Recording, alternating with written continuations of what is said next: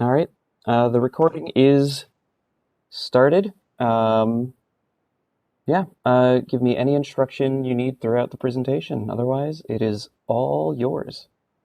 Thank you again, Isaac. Good afternoon, everyone, and thanks for joining for our Addiction and Recovery Treatment Services Manual Updates. My name is Okita Wynn, and I'm the Behavioral Health Program Supervisor with DMAS.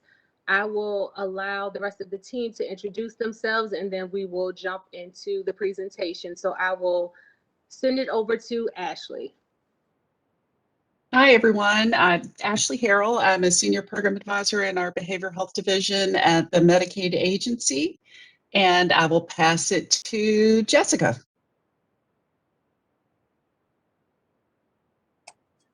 Good afternoon. Good afternoon, everyone. My name is Jessica Johnson. I'm the Arts Service Coordinator in our Behavioral Health Division at DMAS, and I will pass it to Keyshawn if she is on. Hello, everyone. My name is Keyshawn Harper. I am the Senior Policy Specialist for the Arts Benefit. I'm not sure who else is on from the team. Sonia, are you on? Yes, I'm on. You could go ahead and introduce yourself. Hi, I'm Sonia Reyes McDonald. I'm the Arts Program Analyst. And I guess I'll pass it back to you, Okita. Thank you. Isaac, can you go to the next slide? This is information about closed captioning.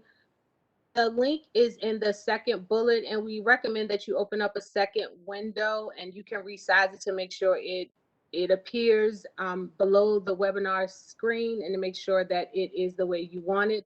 I know we were pushing it with our closed captioning, so hopefully we have had a transcriber to join. Of course, if you run into any issues, feel free to reach out to us via chat. And we will now go ahead and kick off the presentation, and I will pass it to Keyshawn Harper to start us off.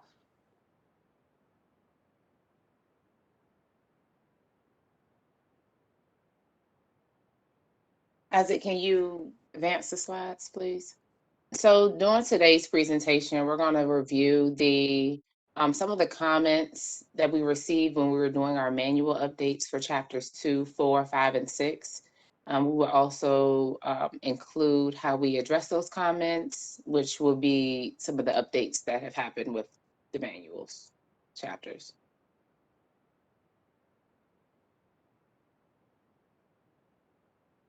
So one of the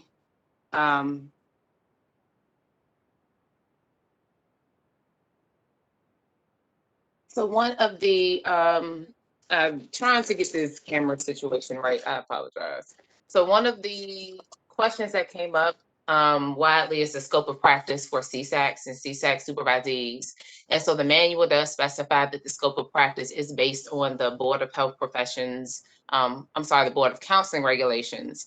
And so for art services, CSACs and CSAC supervisees are able to complete the multidimensional assessment, ISPs, in certain levels of care. Specifically, they can complete the multidimensional assessment for ASEM levels for all ASEM levels except ASEM level 1.0 and ASEM level 4.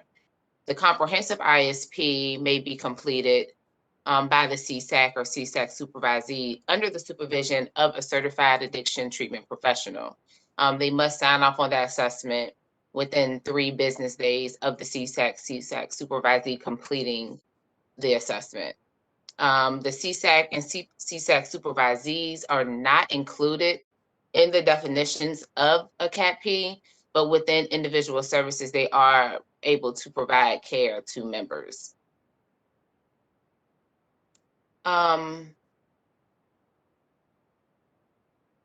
And the reason why the CSAC and the CSAC supervisees are not allowed to complete the assessment in ASEM level 1, and that is because there is not a billing mechanism available under psychotherapy or E&M codes that allows that, and that does require budget authority. And for ASEM level 4.0, due to the severity of the service, it is required that a consult from a physician for that level of care. So the next slide is just an overview and a look of the breakdown of who can complete what within the different levels of care. And that can be found in the arts manual at the end of the manual in the appendix.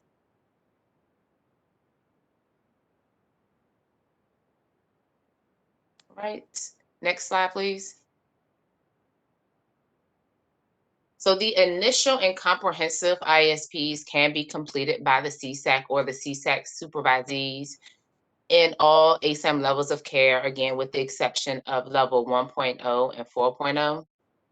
Reviews of the ISP can be done by the CSAC and supervisees as long as the CAP-P signs off within 1 business day.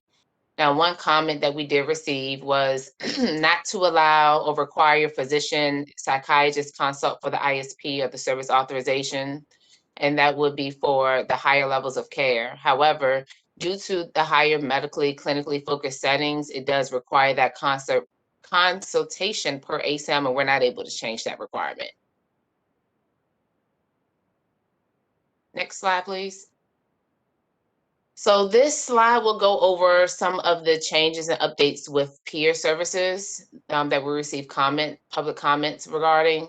So the comment stated that some were looking to delete the requirement that the peer certification and registration through the board, also to allow peers to gain expertise over a 15-month period, similar to the time frame given for STEP Virginia peers, and to become eligible for billing Medicaid. Now, with DBHDS, they do require peer recovery specialists to be certified.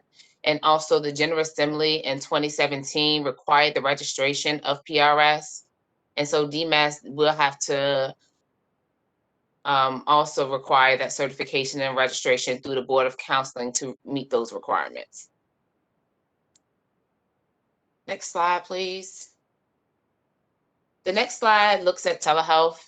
And some of the comments that we received from telehealth services. One comment states that the licensed physician or physician extender under supervision of a physician shall perform physical examinations for all individuals who are admitted. Could this be done with a licensed provider over telehealth when a nurse or other medical staff is physically present with the patient in the treatment program? So by definition of telehealth, which is defined in the supplement, in our supplement, which I will define for you. So telehealth is the use of telecommunications and information technology to provide access to medical and behavioral health assessment, diagnosis, intervention, consultation, supervision, and information across distinct telehealth across distinct services. Telehealth does encompass telemedicine as well as a broader umbrella of services that include the use of technologies such as telephones, interactive and secure medical tablets, remote patient monitoring devices, and store and forward devices. So with that being said, that you have to meet all those requirements in order for you to be appropriately providing telehealth. Also, we had another comment on the definition of telemedicine, which exclusively includes the use of audio and video equipment. The comment stated, can a stipulation be added to that in the event of technical emergencies that it could be audio only services? Audio only was allowed during the flexibility period, during the public health emergency, but it is not allowed ongoing within telehealth services.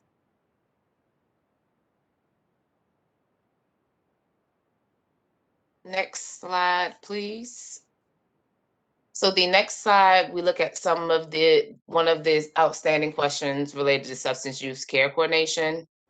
And so the comment we received, care coordination should absolutely include assistant patients with Medicaid transportation,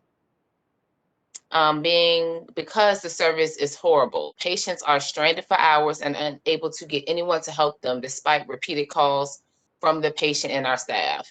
And so with our regulations and policies, unfortunately, just scheduling transportation cannot be the sole activity to support the monthly billing of substance use care coordination. However, as a component of substance use care coordination, assisting with transportation is included. The next slide, please, Isaac. So this slide does provide information on how you can reach transportation and where to contact the transportation providers if there's any concerns. So you would have to get in contact with the NEMT ride assistance and issue a complaint for any transportation issues that you have. There is an email that you can contact transportation@dmas.virginia.gov, and you will have to have those 7 components within the email: the member's name, their Medicaid MCO ID, the member's phone number, the MCO that they are enrolled with, the address of the clinic, the complaint number, and then give a brief description of the continued issue. All right, those are all the slides specific to the outstanding or the questions that we received the most through public comment. I do see there's some questions. I wasn't able to toggle back and forth, so you have to give me one moment. Keyshawn, we only have one question, and if we can, hold off, and we will answer the questions once the presentation is over. Michael, I do see you, so I will make sure you receive an answer. Thank you. Thank you. I will pass it on to Jessica to discuss the OBOT services. Thank you, Keyshawn. So as the slide currently indicates, as of February 24th, 2022, there are 193 OBOT providers in our Commonwealth. The highest region of OBOTs is in our Southwest Virginia and Tennessee, followed by Northern Virginia, Tidewater, and Central Virginia. The Opioid Treatment Services Manual states that the foundation of the OBOT model is to provide the medical and behavioral health services within the same location, have in-person interactions with the member, and care coordination to support the member in their recovery. OBOT services may be provided via telehealth based on the individual needs of the member and must have supporting documentation detailing the exception for telehealth, whether that's transportation, childcare, employment issues, or other comorbidities that may impede their access to treatment. Next slide, please. So with this being said, we wanted to give a high-level overview of the provider requirements within the OBOT. The first being the buprenorphine waivered practitioner, who must have completed one of the continuing medical education courses approved by the Centers for Substance Abuse Treatment and obtained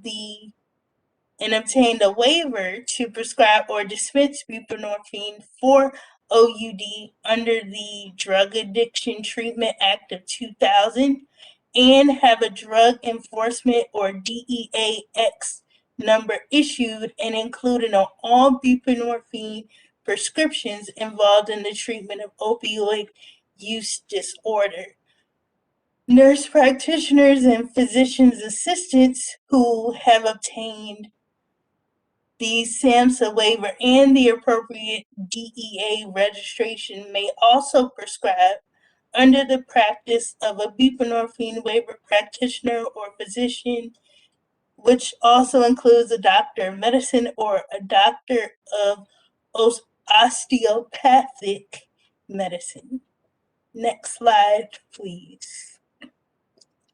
So a nurse practitioner, per our Virginia code, a nurse practitioner whom a license by endorsement is issued may practice without a practice agreement with the patient care team physician if the attestation in the board to the Board of Nursing indicates that the applicant has completed at least 2 years of full-time clinical experience as determined by the board in accordance with the laws of the state in which the nurse practitioner was licensed. Next slide, please. So then the next area of focus in the OBOT provider team is our licensed behavioral health practitioner, which can include an addiction credentialed physician or a physician with experience in training in addiction medicine, physician extenders with experience of training in addiction medicine, and also includes several licensed professionals such as psychiatrists, clinical psychologists, social worker, licensed professional counselor, psychiatric nurse specialist, or psychiatric nurse practitioner. Next slide, please. And in addition to that, licensed marriage and family therapist, substance abuse treatment providers, and residents, whether that be residents under licensed marriage and family therapy, licensed substance abuse practitioners, residents under supervision for the Board of Psychology, residents under supervision for the Board of Social Work. Next slide, please. And there was an area missing. Residents under supervision with the Board of Counseling are also included in the role of the licensed behavioral health practitioner. So our final element of the OBOT team is the care coordinator. And in this role, the care coordinator must be under the general supervision of a buprenorphine waiver practitioner or credentialed addiction treatment professional, whether that's through employment with the organization or a contractual agreement with the organization and or the credentialed addiction treatment professional. So, qualifications for the care coordinator include a bachelor's degree in the following fields listed, including 1 year of experience working with individuals who have substance use disorder or co-occurring diagnosis of substance use disorder and mental illness. Registered nurses are also eligible to serve in this role as long as they have the year of direct experience providing services to individuals with the diagnosis of substance use disorder or co-occurring mental health and substance use diagnoses.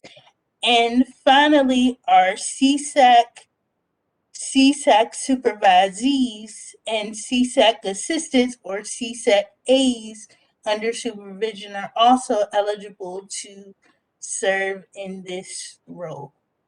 And I believe the next slide will go to Ashley. Great, thank you, Jessica. And so we'll transition now.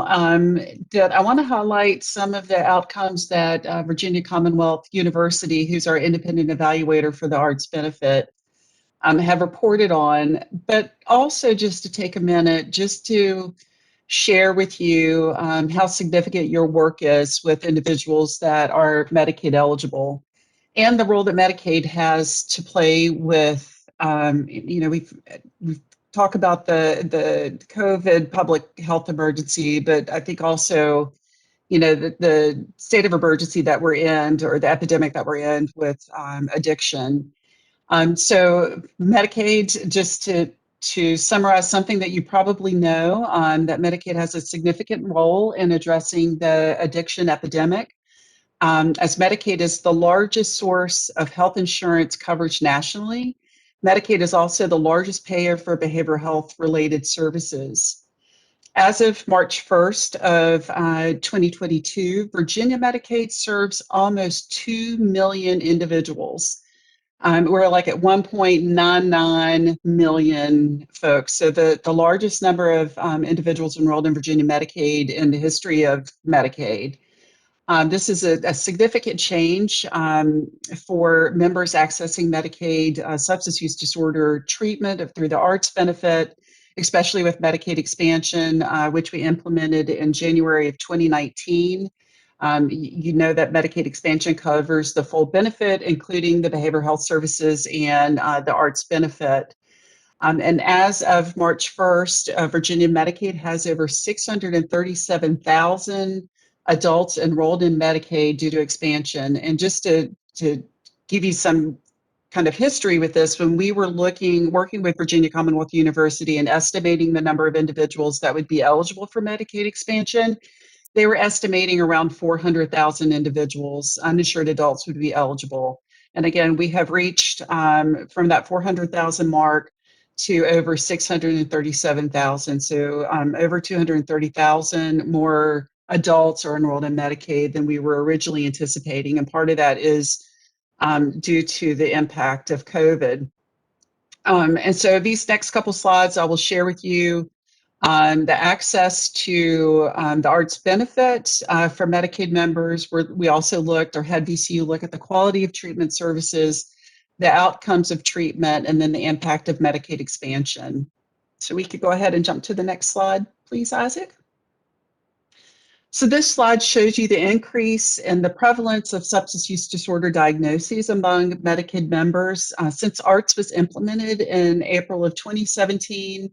This also shows you when we expanded Medicaid in 2019. So you can see here from 2016 to 2020, we had over 122% increase in the number of Medicaid members that have received a diagnosis of substance use disorder.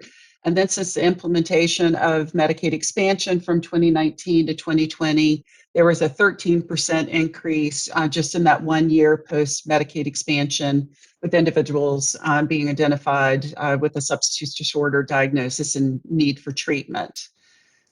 The next slide, please, Isaac.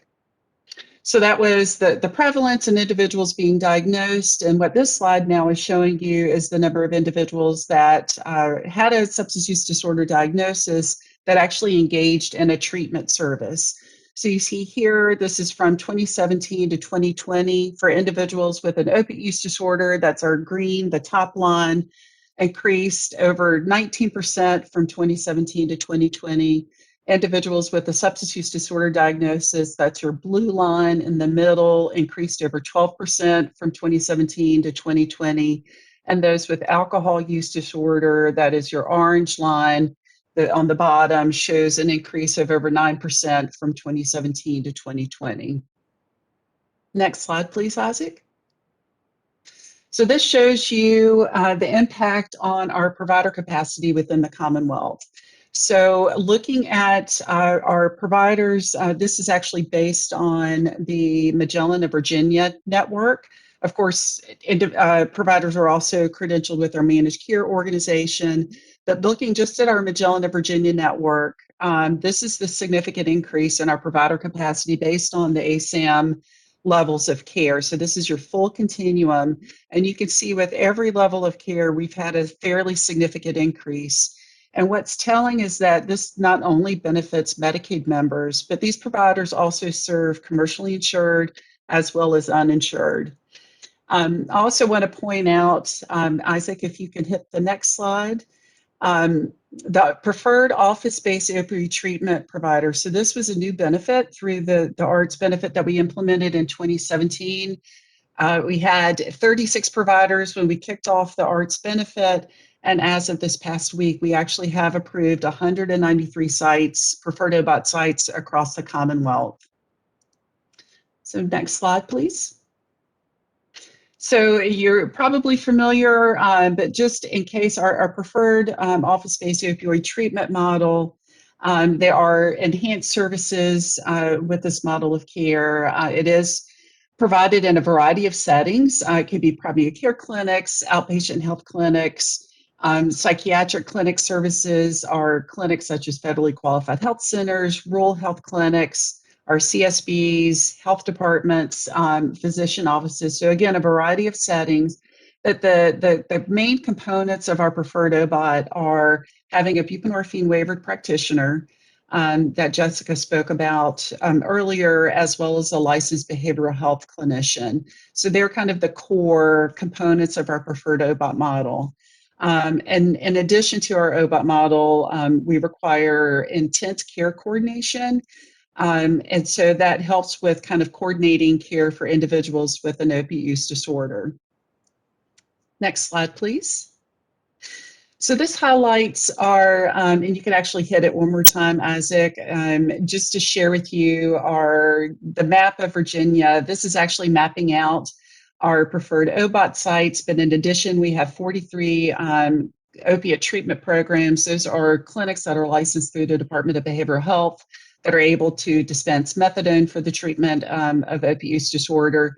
They're in addition to this map, so you can see for the most part, across the Commonwealth, we have access to buprenorphine waivered practitioners and licensed behavioral health clinicians.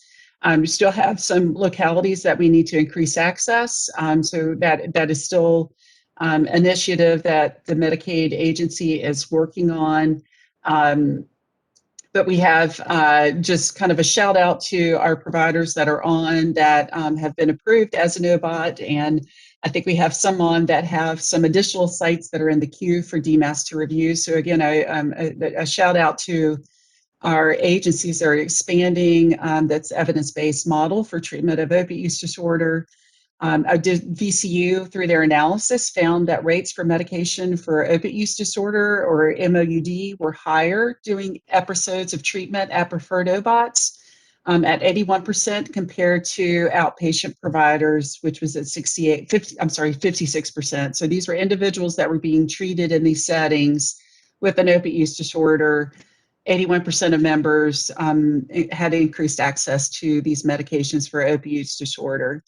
And also within these settings, we're finding that co-prescribing of opioids for pain medication and benzodiazepines declined for members receiving treatment through these models compared to outpatient providers.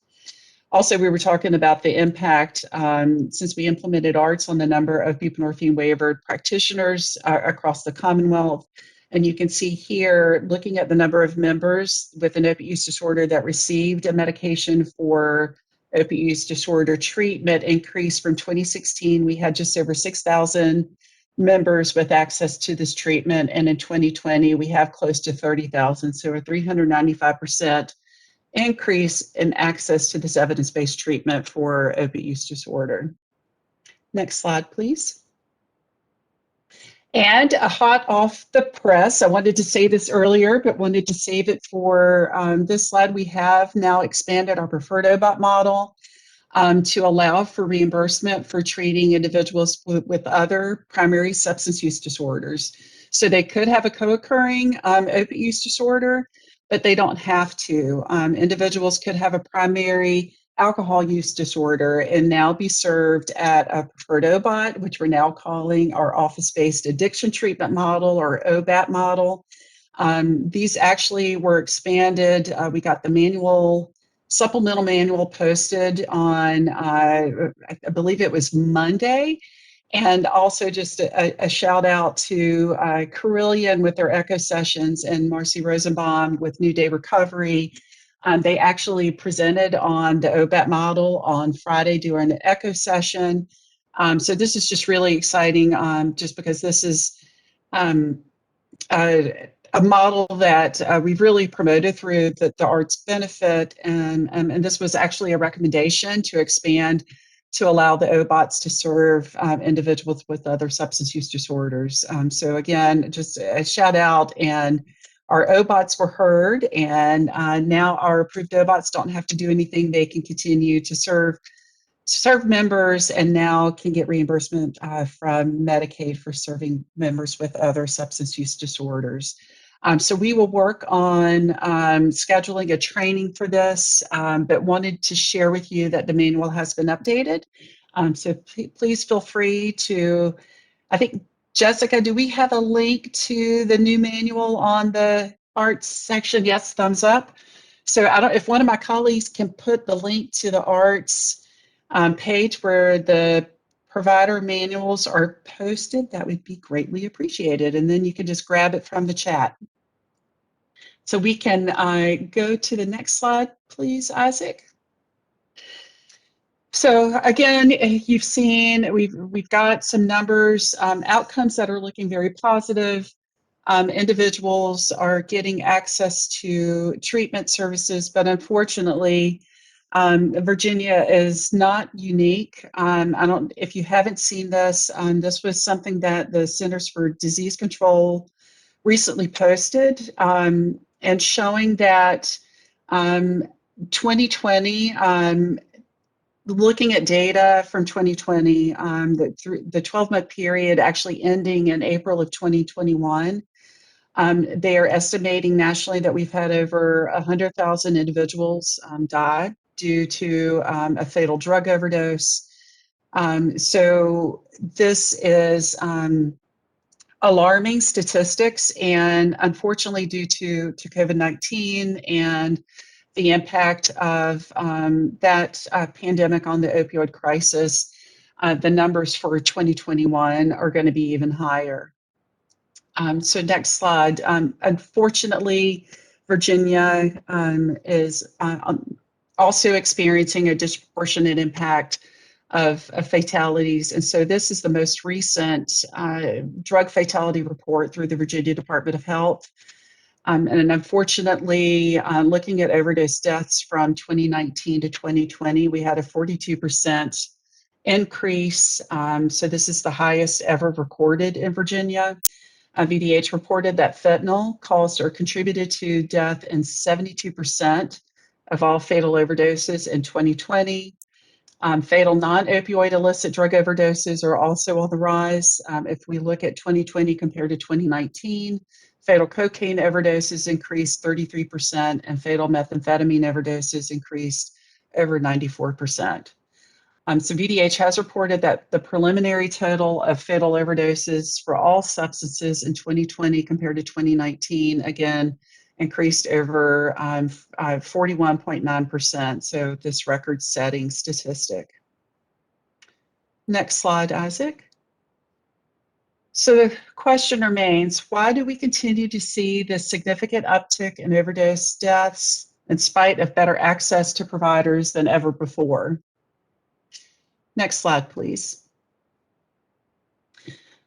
So for Virginia Medicaid, we're focusing on these different buckets, these different strategies to address the epidemic. Again, we're looking at high quality evidence-based care. So this is looking at access to medications for opiate use disorder, as well as now that we've expanded our OBOT model to address other substances. This will also allow our OBOTs to be able to prescribe medications for treatment of alcohol use disorder. We've incorporated the American Society of Addiction Medicine. This also is supported by our Department of Behavioral Health. They just implemented the ASAM criteria into licensing. So many of you have added the ASAM level of care to your licenses. And I know that our Office of Licensing is working with providers over this next year to transition from that temporary license to the full license to incorporate the ASAM level of care. We're looking at how we can increase peer recovery support services in all levels of care, also focusing on priority populations and their families. So focus has been pregnant and parenting individuals, as well as individuals that are involved in the carceral system. A lot of focus and a lot of work, collaboration with Department of Corrections, probation and parole, our local and regional jails. to ensure that, and our public defenders, to ensure that individuals that are Medicaid eligible and involved in the carceral system are getting access to treatment services. You may have heard that individuals transitioning from a carceral stay are at the highest risk of having a fatal overdose within that first 2 weeks that they're reintegrated into the community. So they're a key population that we need to focus on and ensure they're getting access to care within the community once they're released from prison or jail.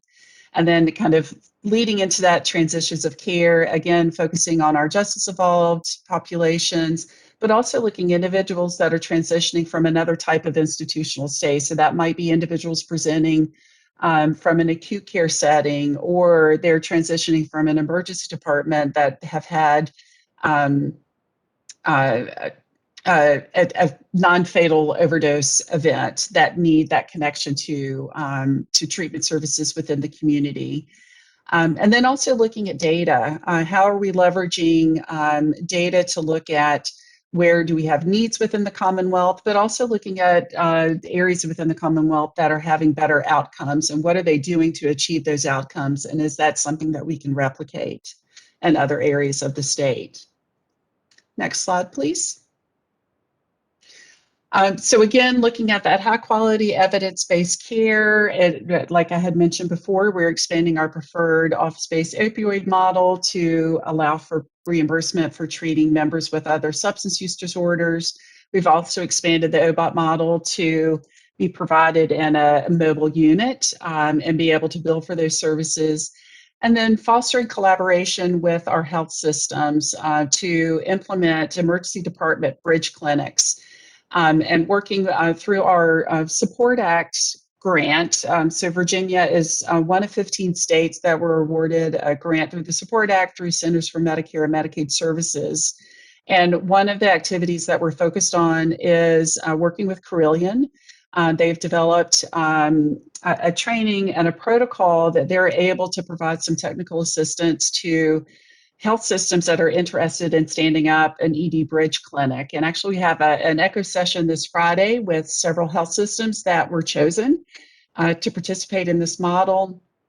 So Carillion will be leading that echo session, and also giving a shout out to Virginia Commonwealth University. They have also stood up a virtual bridge clinic, and they will be sharing some of their outcomes through that echo session. We're also looking at how can Medicaid leverage peer recovery support services. And so we looked at things that we could do that don't require appropriations or General Assembly authority. So part of that was streamlining and standardizing the registration process for peer recovery support services across all of our 6 managed care organizations. We facilitated a work group that several of our team members participated in, and getting recommendations from stakeholders on how we can improve access to peer recovery support services, or remove barriers for service delivery. And then also worked with our Office of Recovery through the Department of Behavioral Health and Developmental Services to create some one-pagers to promote peer recovery support services. It's a guidance document for treatment planning documentation. That was a request from this work group. And also very pleased to say that we're monitoring the General Assembly very closely. There's been both on the House and the Senate have submitted budget amendments that would significantly increase the Medicaid rates for peer recovery support services for both the arts and the mental health benefit. So we're very anxious to hear what's coming out for that budget. It should be decided, my understanding is probably within the next week. So we'll make sure to share that outcome. Next slide, please. Again, as I mentioned before, DBHDS has incorporated the ASAM criteria into their licensing. So they are now licensing providers from ASAM level 1.0, so outpatient providers, to ASAM level 4.0. part of this is they did add 4.0 to DBHDS licenses. So that would include units like in a acute care setting. They have a psychiatric unit. Before, they were just able to apply for 3.7. But with the ASAM changes with licensing, they can also apply to be a 4.0 level of care. Next slide, please. So again, I mentioned our Support Act grant. This is just to highlight some of the activities that the grant has done since we kicked it off in September of 2019. Part of the grant, the goal was to increase knowledge, skills, and abilities for providers. And so we have a clinician that is a trainer that is part of our team, Paul Brassler. And he's been the main trainer for these sessions over the past couple of years. But we have had a total of 150 free substance use disorder provider webinar trainings, as well as technical assistance sessions. And we've totaled close to 10,000 individuals that have participated in these trainings. We've also worked closely with the Virginia Department of Health and our Department of Behavioral Health to be able to provide the buprenorphine waiver trainings for free for prescribers. Those are the trainings that Jessica mentioned earlier, but also part of some guidance that we've received from the federal government is that providers don't have to actually take these trainings in order to become waivered. So there's an opportunity for them to submit a notice of intent to be able to prescribe to up to 30 members at a time for buprenorphine products. But again, this is something that you don't have to take the training to become waivered, but we do encourage providers to take these trainings just to increase their KSAs.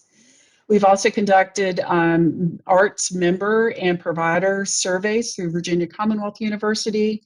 And the member survey experience actually has been approved and finalized, and that should be posted through VCU soon. And we will link to that on the ARTS webpage. And there were also another component that we're working with VCU is to look at a needs-based assessment as well as a strength-based assessment. And with the strength-based assessment, we're using Bright Spot communities, and VCU is utilizing data visualization through their health landscape. And this next slide, I think, should be a visualization. Yes. So this just shows you, and you can click through the next two slides. It probably just will highlight those circles. So this is health landscape. And this shows you where on the left side is the number of opioid overdose deaths per 100,000 individuals.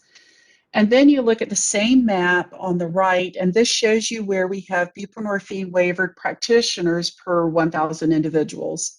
So just highlighting here, where we have buprenorphine waivered practitioners, where there's a workforce, this aligns where deaths used to be and not where they are now. So this, to me, is just a visualization of where we could potentially target areas within the Commonwealth where we need to increase provider capacity access. Next slide, Isaac. So we also have bi-monthly stakeholder meetings to report out on grant activities, as well as having awardees of the grant on various projects to report out on their activities. We also had, through the grant, we had contracted with Manat, which actually went through our managed care contract and made recommendations for how we can better leverage our managed care organizations to help increase access to care. Through the grant, we created a hepatitis C treatment provider map to increase and promote screening and access to hepatitis C treatment for individuals with substance use disorders. And then looking at expanding new types of substance use disorder treatment and connections through our emergency department bridge clinic model, access to these services via telehealth, increasing access to our peer recovery support services, and then increasing collaboration with our public safety and Medicaid system to increase access for those that are transitioning from the carceral system. Next slide, please. And then getting close to the end, I just wanted to highlight again how we're utilizing data. We did work with we call it an external quality review organization, or EQRO, and that is required by the feds for Medicaid states that work with managed care organizations. We have to contract with an EQRO. And part of this, we leveraged our EQRO to look at how we can start measuring outcomes for substance use disorder treatment. So they helped, our EQRO helped develop specifications for looking at concurrent prescribing of naloxone and high-dose opioids. We're also looking at naloxone use for individuals with a high risk of overdose. Looking at treatment for hepatitis C for those individuals that have a diagnosis of hepatitis C and substance use disorder, as well as the same with individuals diagnosed with HIV and substance use disorder, and are they getting treatment for HIV? We're looking at our preferred OBOTs and compliance to the various requirements that we have within the OBOT model. And then looking at 3 cascade of care models. And so that's looking at what a cascade of care is: identifying individuals with a diagnosis, then those that engage into treatment, and then looking at continuity of care. How long are they in treatment? So we're doing this for individuals with an opiate use disorder and engaging in treatment, but also those with hepatitis C diagnosis, as well as HIV diagnosis and engaging into treatment. So this next year, we'll look at implementing these specifications and then being able to report out on outcomes. So next slide.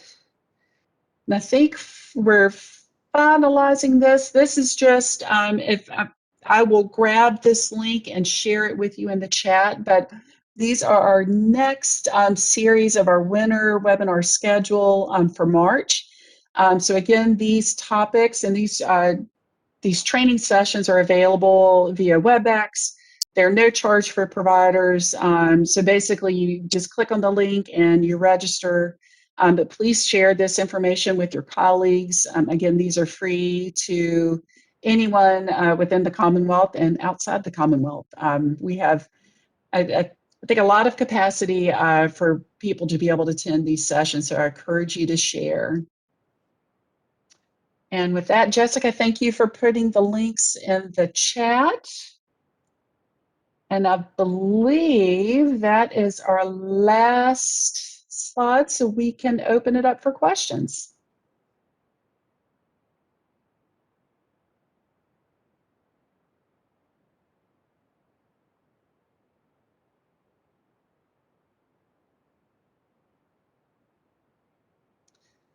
So, Akita, are there any in the chat or the question? No, Ashley, I have been able to answer all the questions in the chat, and I don't see any new ones. So, of course, if you have any questions, you could send it via chat, or you can unmute yourself and ask the question. And I guess we'll give it a few more minutes to see if there are any questions before we end the training. And a shout out to Isaac on his first WebEx. You did a fabulous job. Thank you. Hey, I do have a question, if I may just ask. So my name's Michael with Catalyst Health Solutions. We have locations in Tennessee and Virginia, and been doing this since 2017. So this is always very helpful to see good data come out, and certainly appreciate everyone's support.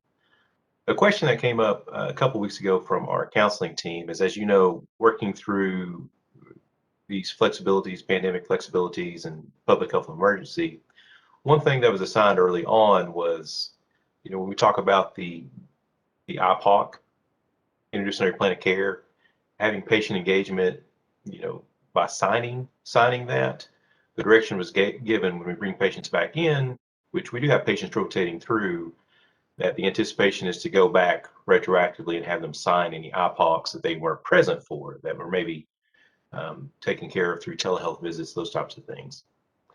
Can you speak to, is that still going to be the expectation, even though we've had kind of an extended emergency, unfortunately? Is that still what's expected?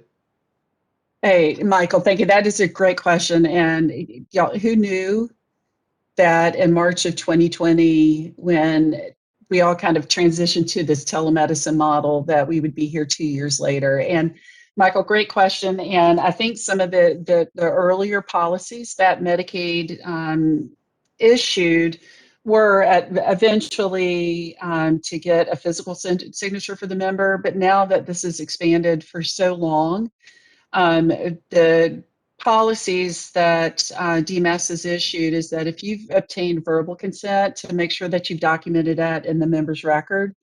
But there is no need to have to go back and obtain a physical signature. Because we know at this point, and patients may have been discharged from services, you may have had transitions with staff. So just as long as you're indicated in the medical record that you've obtained verbal consent, or now you may very well have electronic means of obtaining a electronic consent, that is fine too.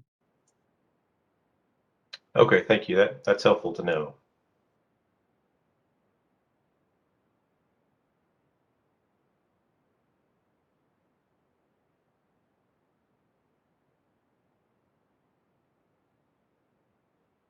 Hearing no more questions and seeing nothing in the chat, we will go ahead and conclude our training for today. Again, thank you everyone who participated and came to hear about our provider updates. Of course, if you have any questions later, you can definitely reach out via the sud@dmas.virginia.gov mailbox. And of course, we also have more resources on our webpage, so feel free to browse around and take a look at all of the great resources that our team has been working on. But we will go ahead and conclude, and thank you all for coming. Have a good one. Thank you. Take care, everybody.